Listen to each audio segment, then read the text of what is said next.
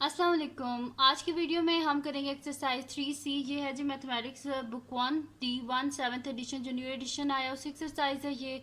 और इसका हम करेंगे जी क्वेश्चन नंबर 1 से लेके 4 तक। और इससे जो पिछली एक्सरसाइजेज हैं वो मैं अपनी पिछली वीडियोस में करवा चुकी हूँ। उसका लिंक मैं डिस्क्रिप्शन में दे दूँगी, आप वहाँ से देख लीजिएगा। और अगर अभी तक आपने मेरा चैनल सब्सक्राइब नहीं किया तो उसको सब्सक्राइब कर दीजिए और बेल आइकन को लाजमी प्रेस कीजिएगा ताकि आपको न्यू आने वाली वीडियोस के बारे में पता चल सके। तो स्टार्ट करते हैं जी। हमारे पास इसका है क्वेश्चन नंबर 1 है हमारे पास कि प्रिया Priya evaluates that Priya evaluates 218 divided by 31 using a calculator and she says that the answer is 70.3। इसमें वो कह रहे हैं कि जो प्रिया एक लड़की है उसने क्या किया कि कैलकुलेटर को यूज़ करके उसने जब डिवाइड किया ना 218 को 31 से तो उसके पास आंसर क्या आ गया 70.3। अब हमने करना क्या, विदाउट डूइंग एक्चुअल कैलकुलेशन, मतलब कि कैलकुलेटर वगैरह यूज़ करके हमने कैलकुलेशन नहीं करनी, हमने यूज़ एस्टिमेशन करना है। एस्टिमेशन को यूज़ करके हमने बताना है कि क्या प्रिया का जो आंसर है वो रीज़नेबल था कि नहीं था। देन यूज़ अ कैलकुलेटर, और फिर कैलकुलेटर को यूज़ करके हमने बताना है कि इवेलुएट 218 डिवाइडेड बाय 31। इसको हमने कैलकुलेटर यूज़ करके ये हमने करना है। फिर हमने बताना है इस your estimated value is close to the actual value, यानी कि जो हमने एस्टिमेट करके वैल्यू निकाली थी कि क्या वो वैल्यू जो है वो जो एक्चुअल वैल्यू जो कैलकुलेटर को यूज़ करके आएंगे क्या वो उसकी क्लोज है कि नहीं है। ठीक है, तो हम यहाँ पे सबसे पहले क्या कर लेते हैं कि एस्टिमेटेड पहले अपना आंसर निकाल लेते हैं और फिर हम उसको क्या करते हैं, कंपेयर करते हैं जो प्रिया का आंसर आया था उससे। और फिर हम बताएंगे कि क्या ये जो है ना आंसर जो आया है ये जो है दोनों आपस में मतलब कि एक जैसे आंसर्स हैं या डिफरेंट है, वो हम देखते हैं। ठीक है, तो सॉल्यूशन स्टार्ट करते हैं।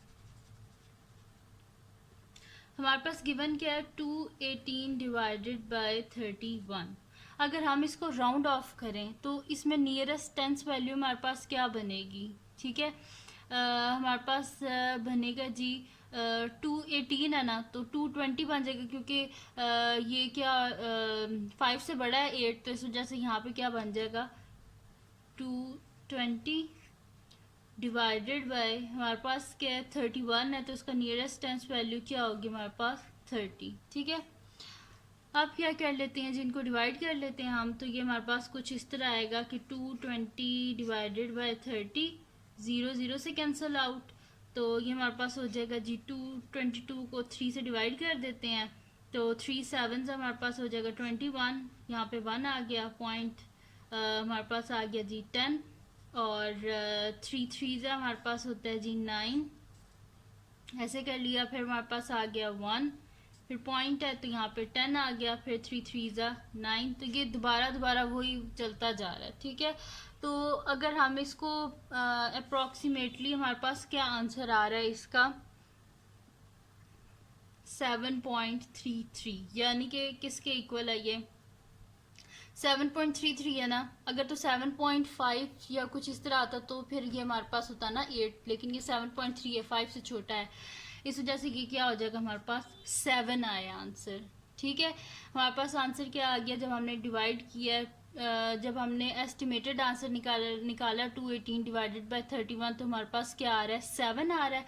अब हम देख लेते हैं कि क्या जो प्रिया ने आंसर निकाला था वो हमारा जो आंसर है उससे कुछ सेम है या डिफरेंट है बिल्कुल। तो प्रिया ने क्या निकाला था 70.3 और हमारा क्या आ रहा है सिर्फ 7, उसका 70 था और हमारा 7 आ रहा है, यानी कि बिल्कुल ही डिफरेंट है। तो हम लिखेंगे कि प्रिया का आंसर जो है ना इज़ नॉट रीज़नेबल। ठीक है, हमने बताना था कि क्या उसका आंसर जो है वो रीज़नेबल है कि नहीं है। प्रिया आंसर इज़ रीज़नेबल, हमने बताना है एस्टिमेशन निकाल के ना इसका आंसर, एस्टिमेटेड इसका आंसर निकाल के उसके बाद हमने बताना है कि क्या जो प्रिया ने आंसर निकाला था वो रीज़नेबल है कि नहीं है।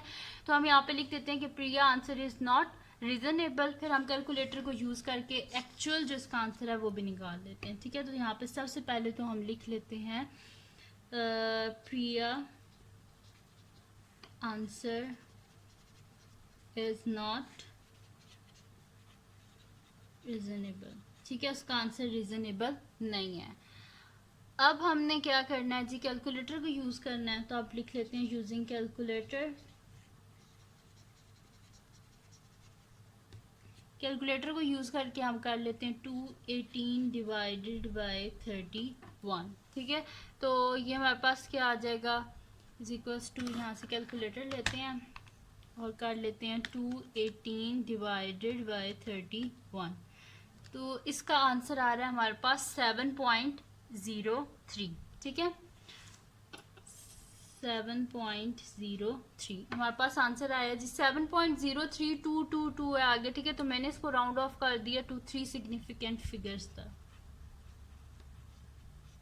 ठीक है। मैंने 3 सिग्निफिकेंट फिगर्स तक राउंड ऑफ किया इससे। तो अब देखिए हमारा जो एस्टिमेटेड आंसर था वो क्या था, हमारा 7 था, और जो एक्चुअल आंसर है वो क्या है 7.03, यानी कि ये दोनों एक दूसरे के बहुत क्लोज हैं। तो हम लिखेंगे the estimated value is close to the actual value. So the estimated value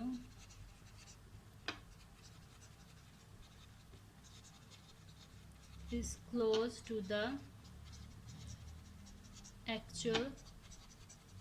actual value वो है जो हमने कैलकुलेटर से निकाली, और एस्टिमेटेड वैल्यू वो है कि ये जो मैंने यहाँ पे निकाली थी, ठीक है। तो ये हो गया जी हमारे पास। अब क्या कर लेते हैं हम, इसका नेक्स्ट क्वेश्चन कर लेते हैं। तो नेक्स्ट क्वेश्चन क्या है जी हमारे पास, वो भी हम देख लेते हैं। और इसमें आप लोग कुछ इस तरह भी कर सकते हैं, अगर करना चाहते हैं कि यहाँ पे हमारे पास 218 है ना, तो आप यहाँ पे देखें ये हमारे पास क्या 31 है, तो इसको जब हम राउंड ऑफ करेंगे नियरेस्ट टेंथ वैल्यू पे ये 30 हो जाएगा। तो यहाँ पे आप देख लें कि 218 है ना, तो मतलब कि 30 का यहाँ पे कौन सा मल्टीपल है, तो वो 210 है, ठीक है। उस तरह भी डिवाइड करेंगे तो भी आपके पास 7 ही आएगा, ठीक है। बेशक उस तरह कर लें या इस तरह कर लें, एक ही चीज़ है, ठीक है। अब हम कर लेते हैं इसका नेक्स्ट क्वेश्चन, जो कि हमारे पास है क्वेश्चन नंबर 2 है हमारे पास। Estimate each of the following without choosing a calculator, then use calculator to evaluate each of the following are your values close to the actual values। इसमें हमने क्या करना है, सबसे पहले एस्टिमेटेड आंसर निकालने हैं इनके, और फिर कैलकुलेटर को यूज़ करके हमने बताना है कि क्या जो हमने एस्टिमेटेड जो हमारे आंसर थे क्या वो मतलब कि करीब है उनके जो एक्चुअल आंसर्स हैं उनके, ठीक है।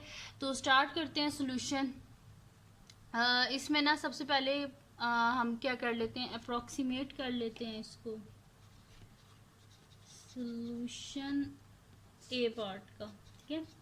तो सबसे पहले देखिए हमारे पास क्या है, यहाँ पे 2013 है, इकट्ठा ही कर लेते हैं, चलिए 2000 मल्टीप्लाई बाय 39 है, इसको अप्रोक्सीमेट करें तो 2013 है हमारे पास, ठीक है। अगर इसे अप्रोक्सीमेट करें, ठीक है, नियरेस्ट 1000 वैल्यू पे, तो ये क्या आ जाएगी हमारे पास 2000 आ जाएगा ना, क्योंकि अगर ये 500 से बड़ा होगा तो 3000 में जाएगा, लेकिन ये क्या है हमारे पास जो है 500 से छोटा है, ठीक है। इस वजह से यहाँ पे क्या हो जाएगा 2000 मल्टीप्लाई बाय 39 है, 39 के करीब हमारे पास टेंथ वैल्यू कौन सी आती है, ये देखिए 5 से बड़ा है ना 9, तो यहाँ पे क्या हो जाएगा 39 है, तो ये क्या हो जाएगा 40 हो जाएगा हमारे पास, ठीक है। मल्टीप्लाई करना है तो ये हमारे पास क्या आंसर आ जाएगा, 4 2 8 और 1 2 3 4, ठीक है। तो हमारे पास आंसर आ गया जी 80,000 इन दोनों को जब हमने मल्टीप्लाई किया। अब हम क्या करते हैं, कैलकुलेटर लेते हैं और कैलकुलेटर पे इनको मल्टीप्लाई कर लेते हैं। 2000 मल्टीप्लाई बाय 2013 है, 2013 मल्टीप्लाई बाय 39, तो ये हमारे पास आ रहा है जी 78507, ठीक है। Calculator by using calculator,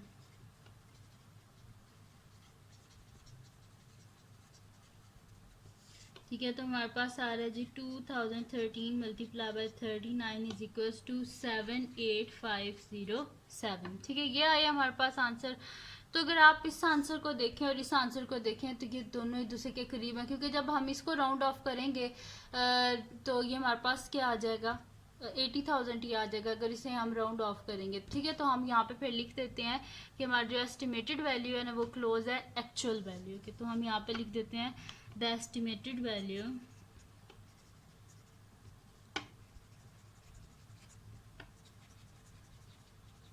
is close to the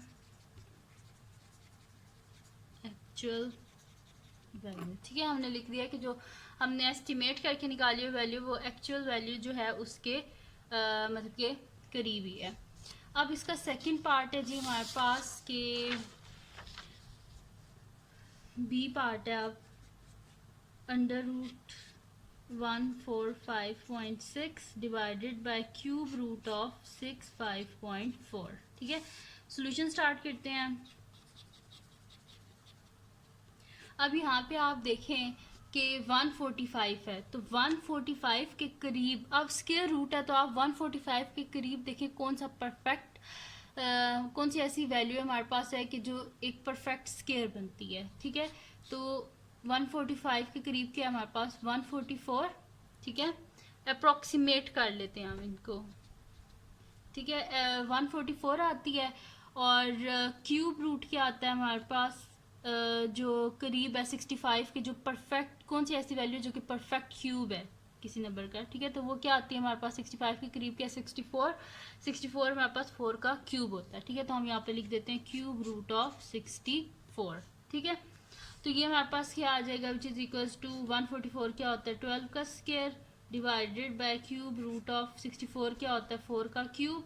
cube root cube से कट गया, स्क्वायर रूट से कट गया, यानी कि 12 डिवाइडेड बाय 4 आ गया हमारे पास, और 4 3 ज़ा 12 होता है, यानी कि हमारे पास आंसर क्या आया है, एस्टिमेटेड आंसर हमारे पास 3 आया है। ठीक है, अब हम क्या करते हैं कैलकुलेटर यूज़ करते हैं और इसका आंसर फाइंड आउट करते हैं। ठीक है, अब लिख देते हैं बाय यूजिंग कैलकुलेटर।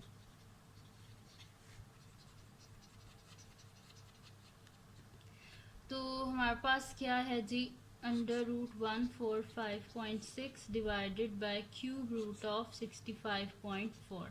ठीक है, तो हम यहाँ पे कर लेते हैं जी स्क्वायर रूट ऑफ 145.6, तो ये आ रहा है जी हमारे पास 12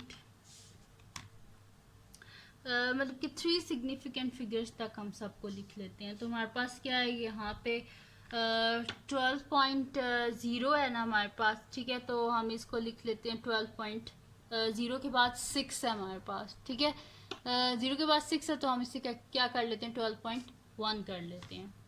तो हमारे पास आ जाएगा जी 12.1 divided by cube root of, ठीक है, shift cube root 65.4 is equals to आ रहा है हमारे पास, इसको भी 3 सिग्निफिकेंट फिगर्स तक कर लेते हैं तो हमारे पास आ जाएगा 4.028 है ना। ठीक है, 4.028 है, तो जब हम इसे 3 सिग्निफिकेंट फिगर्स तक करेंगे तो ये हमारे पास हो जाएगा 4.03। ठीक है, ये हो गया हमारे पास। अब हम क्या कर लेते हैं दोनों को डिवाइड कर लेते हैं, तो 12.1 डिवाइडेड बाय 4.03, तो हमारे पास आंसर आ रहा है जी कुछ 3 आंसर आ रहा है हमारे पास। ठीक है, यहाँ पे हमारे पास आंसर आ रहा है जी 3 आंसर आ रहा है। ठीक है, और अगर आप इसको 3 सिग्निफिकेंट फिगर्स तक राउंड ऑफ नहीं कर रहे हैं, अगर आप इसका डायरेक्ट आंसर निकाल रहे हैं कैलकुलेटर से, मैंने तो 3 सिग्निफिकेंट फिगर्स तक किया, 3 सिग्निफिकेंट फिगर्स, यहाँ पे भी मैंने 3 सिग्निफिकेंट फिगर्स तक किया। अगर आप 3 सिग्निफिकेंट फिगर्स तक नहीं करते, आप डायरेक्ट करते हैं, जैसे मैं यहाँ पे अब डायरेक्ट कर रही हूँ। ठीक है, 145.6 divided by cube root of 65.4, तो हम इन्हें डायरेक्ट कर लेते हैं, मतलब कि पूरा लिख लेते हैं 145.6 divided by cube root of 65.4। ठीक है, तो ये मेरे पास आ रहा है 2 जब डायरेक्ट किया तो क्या आ रहा है 2.994। ठीक है, तो अगर हम इसे 3 सिग्निफिकेंट फिगर्स तक करें, ठीक है, तो ये मेरे पास क्या हो जाएगा, यहाँ पे 3 बन जाएगा, मतलब कि 2.99 ही है। ठीक है, 2.99 3 सिग्निफिकेंट फिगर्स तक अगर करें राउंड ऑफ। ठीक है, तो ये भी क्या 2.99 क्या होता है, ये भी हमारे पास 3 ही होता है, ठीक है।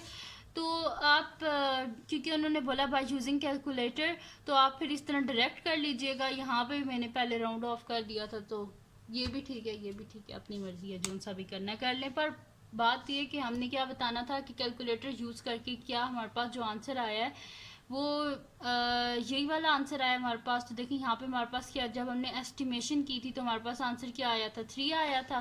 कैलकुलेटर यूज़ करके भी 2.99 ही आ रहा है, और यहाँ पे जब इस तरह किया तो पूरा 3 आ गया, ठीक है।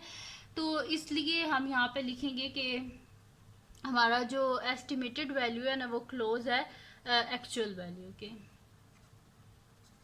The estimated value is close to the actual value, ठीक है। जो हमारे पास एस्टिमेटेड वैल्यू है क्लोज है एक्चुअल वैल्यू के, ठीक है। तो आप वैसे बेहतर ये है कि आप इसे डायरेक्ट कर लीजिएगा कैलकुलेटर से ना, इस तरह डायरेक्ट लिख के ना कर लीजिएगा, सही है। तो ये हो गया हमारे पास, इसका बी पार्ट भी हो गया। क्वेश्चन नंबर 2 यानी कि हमारे पास ख़त्म हो गया। अब इसका करते हैं जी नेक्स्ट क्वेश्चन, जो कि हमारे पास है क्वेश्चन नंबर 3 है। अब हमारे पास के एक्सप्रेस हमने करना है 3.612 एंड 29.87 इसको करेक्ट 2 सिग्निफिकेंट फिगर्स तक हमने इसको करना है। फिर उसके बाद सेकंड इसका पार्ट है कि use your answers in part 1, यानी कि जो पार्ट 1 में हमारे पास आंसर्स आएंगे उनको यूज़ करके हमने एस्टिमेटेड वैल्यू निकालनी है 3.612 डिवाइडेड बाय 29.87, ठीक है। तो स्टार्ट करते हैं। सबसे पहले तो हम ये जो हमारे पास गिवन वैल्यूज है ना, ये दोनों, इनको हम क्या कर देते हैं, इनकी हम यानी कि निकाल लेते हैं टू सिग्निफिकेंट फिगर्स तक, ठीक है। तो सॉल्यूशन स्टार्ट करते हैं, ठीक है जी। तो ये हमारे पास क्या हो जाएगा 3.612 जो है, अगर इसे 2 सिग्निफिकेंट फिगर्स तक अगर हम राउंड ऑफ करें तो ये हमारे पास क्या आ जाएगा, तकरीबन अप्रॉक्सीमेटली ये हमारे पास आ जाएगा जी 3.6 2 सिग्निफिकेंट फिगर्स, ठीक है। और अगर हमारे पास 29.87 है तो ये क्या हो जाएगा हमारे पास, इक्वल हो जाएगा 29.87 है हमारे पास, ठीक है। तो 2 सिग्निफिकेंट फिगर्स तक जब हम इसे करेंगे तो हमारे पास क्या हो जाएगा, ये है ना 1 और 2 सिग्निफिकेंट फिगर है। 9 के बाद क्या हमारे पास 8, तो जब हम 8 या 5 से बड़ा है तो इस वजह से ये क्या हो जाएगा 10 हो जाएगा, और 1 कैरी यानी कि ये 30, तो हमारे पास क्या हो जाएगा 30 आ जाएगा जब हम 2 सिग्निफिकेंट फिगर तक राउंड ऑफ कर रहे हैं, ठीक है। तो हमारे पास अप्रॉक्सीमेटली क्या आंसर आ जाएगा 30 आ जाएगा टू सिग्निफिकेंट फिगर्स तक, ठीक है। यह आ गया हमारे पास। अब हमने करना क्या है जी कि हमने डिवाइड करना है। सेकंड पार्ट क्या हमारे पास, use your answer in part, ये जो 1 में ये जो हमारे पास आंसर आए हैं अप्रॉक्सीमेटेड, ये जो आंसर आए हैं हमारे पास in part 1 to estimate the value of, इन दोनों की जो वैल्यू है ना कि हमने एस्टिमेटेड वैल्यू निकालनी है कि इनको डिवाइड करके एस्टिमेटेड वैल्यू हमारे पास क्या आती है, और 2 सिग्निफिकेंट फिगर तक हमें आंसर चाहिए, ठीक है। तो ये हमारे पास कुछ इस तरह हो जाएगा जी। सेकंड पार्ट है कि 3.612 को हमने डिवाइड करना है 29.87 और यूज़ करनी है ये वाली एस्टिमेटेड वैल्यूज़ को यूज़ करना। तो ये हमारे पास क्या आ जाएगा अप्रॉक्सीमेटली, हमारे पास आ जाएगा जी 3.6 डिवाइडेड बाय 30। अब फिर पॉइंट वाला आ गया आंसर, पॉइंट वाला इसमें पॉइंट इन्वॉल्व हो गया तो मोस्टली स्टूडेंट कंफ्यूज हो जाते हैं कि कैलकुलेटर के बगैर हम पॉइंट को कैसे सॉल्व करें, कैसे डिवाइड करेंगे। तो कोई मुश्किल चीज़ नहीं है, पॉइंट को हटाएं, नीचे 1 आ गया, आगे एक नंबर है तो 1 0, और डिवाइड को हम मल्टीप्लाई में चेंज कर सकते हैं अगर हम उसका रेसिप्रोकल ले लें। रेसिप्रोकल क्या होता है, जो डिनोमिनेटर होता है वो न्यूमरेटर बन जाता है, और जो न्यूमरेटर है वो क्या बन जाता है हमारे पास डिनोमिनेटर बन जाता है, ठीक है। तो ये हमारे पास कुछ इस तरह आ जाएगा जी कि 36 डिवाइडेड बाय 10 मल्टीप्लाई बाय 1/30, ठीक है। यानी कि ये हमारे पास आ जाएगा 36 डिवाइडेड बाय 30 को 10 से मल्टीप्लाई करें तो 300 आ जाएगा, ठीक है। अब इसको डिवाइड कर लें साइड पे, तो ये हमारे पास आ रहा है 36 डिवाइडेड बाय 300 0 पॉइंट, तो 360 आ गया। और 3 वन ज़ा 300 हो गया, पीछे क्या बचे हमारे पास 60 पॉइंट है, यहाँ पे 0600 और 300 टू दा क्या हो जाएगा हमारे पास 600। ठीक है, तो हमारे पास क्या आंसर आ रहा है 0.12 आ रहा है हमारे पास। ठीक है, तो 0.12 आ गया हमारे पास, मैंने डिवाइड करके आंसर निकाल लिया। ठीक है, तो 0.12 हमारे पास इसका आंसर आ गया। और जारी बात है अगर हमने ऊपर 2 सिग्निफिकेंट फिगर्स तक राउंड ऑफ किया था तो ये यहाँ पे भी 2 सिग्निफिकेंट फिगर्स, ठीक है, क्योंकि हमने ऊपर सिग्निफिकेंट फिगर ये वाले यूज़ किया, तो हमारे पास आंसर क्या आया है 0.12 आ गया। ठीक है जी, तो क्योंकि अगर पॉइंट से पहले कोई ज़ीरो हो ना तो वो सिग्निफिकेंट काउंट नहीं होता। ठीक है, अगर पॉइंट से पहले लेफ्ट साइड पे अगर ज़ीरो हो, राइट साइड पे अगर कोई ज़ीरो हो तो सिग्निफिकेंट काउंट होता है, मिडल में कोई ज़ीरो हो वो भी सिग्निफिकेंट काउंट होता है, लेकिन जो स्टार्टिंग में ये पॉइंट से पहले जो ज़ीरो होते हैं सिग्निफिकेंट नहीं होते। तो 2 सिग्निफिकेंट फिगर तक हमारा आंसर आ गया 0.12। ठीक है, तो ये हो गया हमारे पास क्वेश्चन नंबर 3 भी सॉल्व हो गया। अब इसका लास्ट क्वेश्चन करते हैं जो कि हमारे पास है क्वेश्चन नंबर 4। वो है जी हमारे पास कि a car travel 274 kilometre, it travels an average of 9.1 kilometre on a litre of petrol, right down a calculation you would do mentally to estimate the answer of litre use. यानी कि इसमें हमने ये बताना है कि कितने अगर हमारे पास एक कार जो है वो अ कार ट्रेवल 274 किलोमीटर, अगर उसने 274 किलोमीटर ट्रैवल किया है, it travels an average of 9.1 kilometre on a litre of petrol, यानी कि उन्हें फिर एवरेज बता दी कि वो जो कार है ना वो 1 लीटर पेट्रोल पे 9.1 किलोमीटर चलती है। राइट डाउन अ कैलकुलेशन, हमने कैलकुलेशन यूज़ करनी है, मेंटली जो है हमने करनी है to estimate the number of litre use, यानी कि अगर 274 किलोमीटर जो है अगर कार जो है उस पर हमने ट्रैवल करना है तो हमने ये बताना है कि हमें कितने लीटर्स पेट्रोल चाहिए। अगर 1 लीटर पेट्रोल पे वो 9.1 किलोमीटर चलती है। ठीक है, तो हम यहाँ पे लिखते हैं कि वो 1 लीटर पेट्रोल पे कितना चलती है, सोल्यूशन लिख लेते हैं जी। तो अगर 1 लीटर हमारे पास पेट्रोल है, ठीक है, तो उस पे जो कार है वो कितना चलेगी 9.1 किलोमीटर। ठीक है, अब 9.1 किलोमीटर पे अगर 1 लीटर हमारे पास पेट्रोल है तो जो कार है वो चलेगी जी हमारे पास 9.1 किलोमीटर। ठीक है, तो अगर हम कर ले यहाँ पे कि 9.1 किलोमीटर, अगर 1 किलोमीटर है तो फिर उस पर कितना चलेगा। ठीक है, ये 1 है, मैंने आई शायद लिख दिया। ठीक है, 1 लीटर अगर पेट्रोल है तो 9.1 किलोमीटर कार जो है वो चलेगी।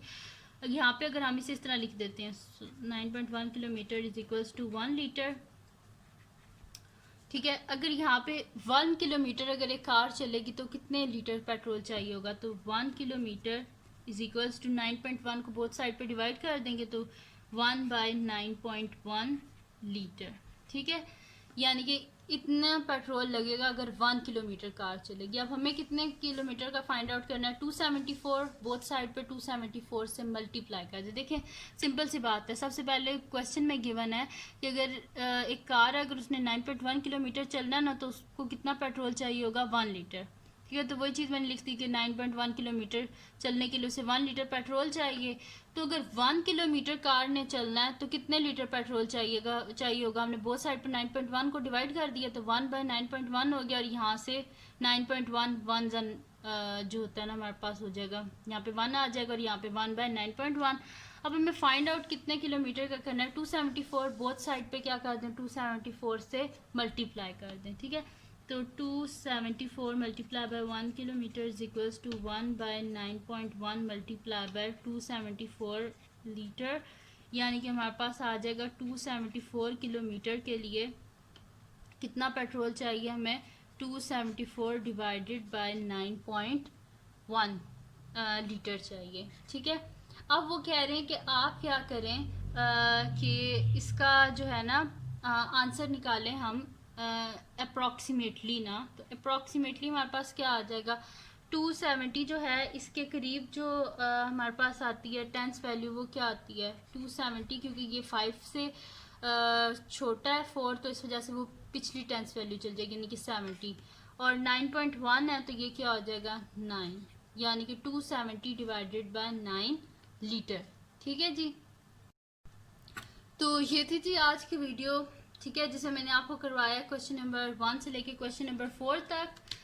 तो अगर ये वीडियो आपको पसंद आई हो तो उसको लाइक कीजिएगा, मेरे चैनल को सब्सक्राइब कीजिएगा और बेल आइकन को लाजमी प्रेस कर दीजिएगा ताकि आपको न्यू आने वाली वीडियोस के बारे में पता चल सके। और अपने फ्रेंड के साथ भी इस चैनल को शेयर कीजिएगा और उनको भी बोलिएगा वो सब्सक्राइब कर दें। और दुआओं में याद रखिएगा। अल्लाह हाफिज़।